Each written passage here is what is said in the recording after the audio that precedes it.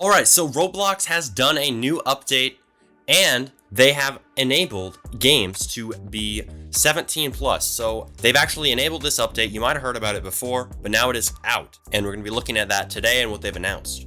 So in Roblox's post, they said that 17 to 24-year-olds is the fastest growing group on Roblox.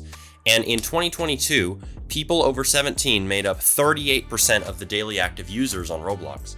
So that's why they're adding this update. And it's actually good because, a lot of people, they just don't take Roblox seriously when it's becoming such a great platform. Now there's realistic games and all kinds of different things that are coming out, like Frontlines, people calling it better than Call of Duty. It's like Roblox is becoming much more than it was before.